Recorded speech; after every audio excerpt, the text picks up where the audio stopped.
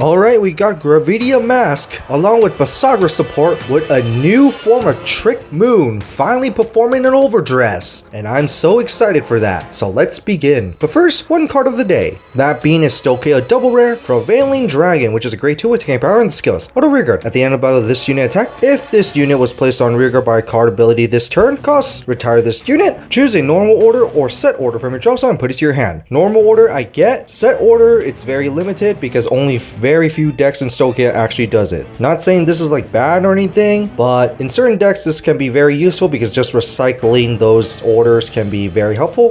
Sorga. And sometimes there's clearing the board reasons as well, so there is some usage for this card, but more so a tech card than anything. And now to the Tuesday stream. So for the premium collection set for Shiranui and Luard, it has technically been confirmed that they're going to be copy and paste boss units again. Not entirely minding these as much like I said, but I am a bit more afraid of Dominate than Ritual, because Ritual wasn't exactly relevant until few sets later, at least when Luard was first introduced at G, so just keep that one in mind. That's why I'm not saying Luard is going to be OP just yet anyway, and besides it all depends on the strides anyway, because the whole point of these decks are basically the strides. And now to start off with the new Gravidia cards, we start off with Bizarre Visitor. It's a grade 1 with keep power and the skills. Auto rearguard. When this card attacks or boosts, if your Vanguard is Nordlinger Mask, choose up to 2 meteorite cards from your hand and put them into your order zone. If you put 1 or more, plus 5k until the end of the battle. If you put at least 2, cost Soul Blast 2, draw a card. 13k attacker or booster that can put 2 meteors for free. And spoiler alert, Nordlinger Mask can actually return a bunch of your meteors back to your hand. So just by being able to replace them for free is pretty nice. And then we go to Gore Gravidia Nordlinger Mask, which is a grade 3 where the power and the skill is, first off you can only ride it on top of Nordlingers, with the main skill of Act Vanguard once per turn, cost remove a different card Nordlinger from hand, soul, or drop, aka remove its old identity, choose up to 3 meteorite cards from your drop zone and put them to your hand. That isn't too bad until you realize you can only play 1 order per turn, that includes set order, but luckily there are special ways to put it like your last card, including Gravidia Wells if you need to. And then the other skill, Auto Vanguard. When this card attacks a Vanguard, cost turn of last 1, put any number of meteors from your order zone to your drop zone.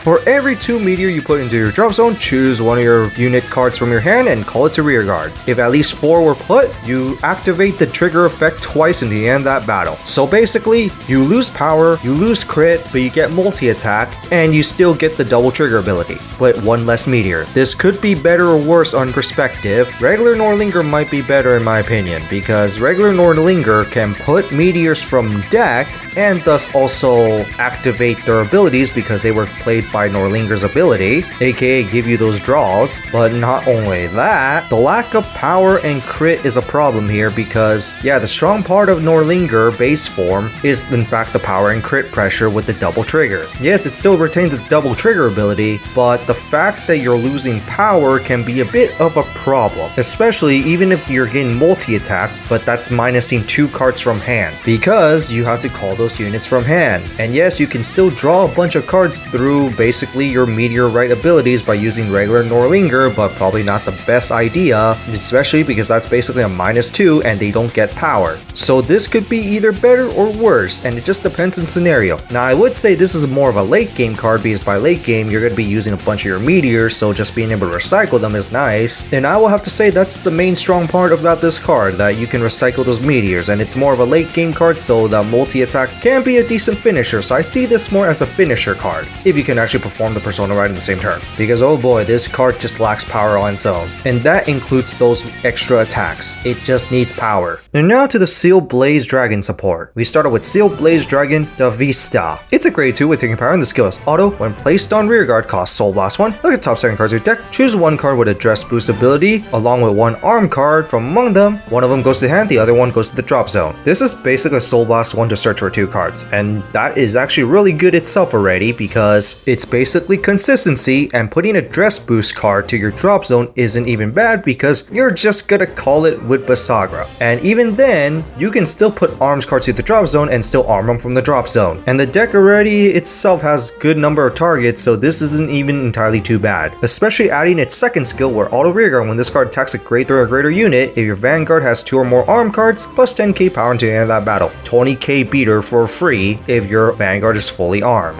on top of being a searcher. Being a searcher is just really good, and plus being a 20k beater on its own, especially with the new support, is just really great. And now to the new arms card, or some people like to call weapons. We started with Steel Blaze Hammer Sharuria, which is of course a grade 3 arms order, and you play it by putting it on the right side of Bavsargra. And its skill is Auto Vanguard. When this card is armed, choose one of your opponent's backward rearguards and retire it, and then choose one of your Vanguards to get plus 10k power at the end of turn. And then the second skill, Auto Vanguard. At the end of your turn, put this card into your drop zone, choose a right arm card with a different name from this one from your drop zone, and put it into your hand. This is just really good because arming this is already free, so if you don't have the counter blast to do so, you can just arm this. Being able to retire your opponent's back row is pretty nice considering that Bavsargra only nukes the front row, so that is a pretty nice part. Another nice part is that it can replace itself for a different better arm card, which you can go for the spear or the sword. Regardless, this is just pretty decent because it arms itself for free, so that actually saves you quite a bit of cost, while also being able to replace itself for a different arm card for later. So a definitely good addition.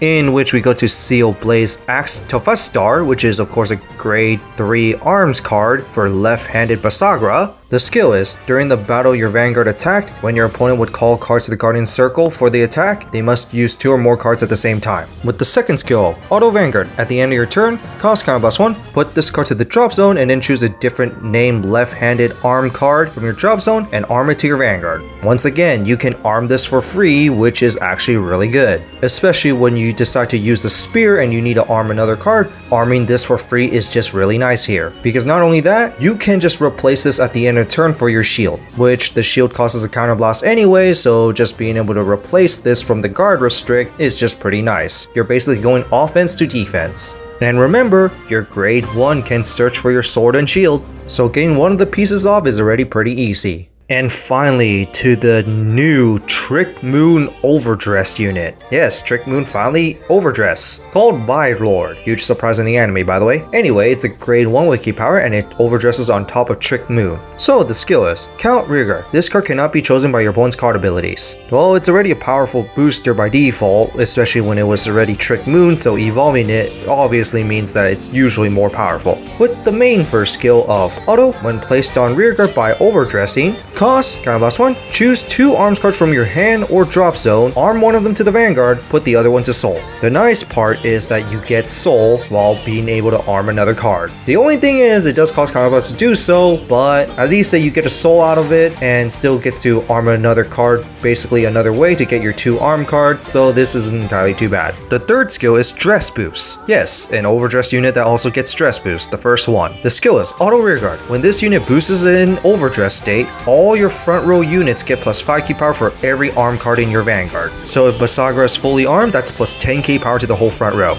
Okay, so you do lose a lot of power, aka the 20k power buff for basically 10k power buff. The only thing is that 20k power buff is only to one unit. This one gives it to the whole entire front row. So in a way, it could actually be a decent trade-off. Sure, this is basically not really stackable, but at least that this is actually good for basically arming with another soul along with distribution of power. And I really like how this card is basically symbolizes Mirai's growth here. Instead of just fighting alone, it's actually just fighting for everyone. So that's it for the new Bavsargra support along with Gravidia Mask. What do you guys think of them? When it comes to Gravidia Mask, I'm a little iffy about it. I like the multi-attack aspect, but I really hate how these mask units lose this one concept of their old identity. And some of them are key aspects of them. In this case, power the crit. But I do like the multi-attack part, so it can be considered a decent trade-off if it still gets power. So this one is a little bit more iffy. Now when it comes to the new Bavsargra support with the new weapons and the overdress of Trickmoon, yeah, this is just overall exciting. It's just new arms card that Bavsargra really needed, and pretty decent too, because yeah, it doesn't even cost you anything to equip them, while also giving you more options, while the overdress of Trickmoon, that being Vanguard, is just basically cool new support. And finally Trickmoon finally evolves into another form, into a Verena Dark basically, and I really like it. Hopefully Vanguard will be evolving even further. It could be a dark version of Valiente, and I think that's more likely. But on that, that's it for this, and see you all next time.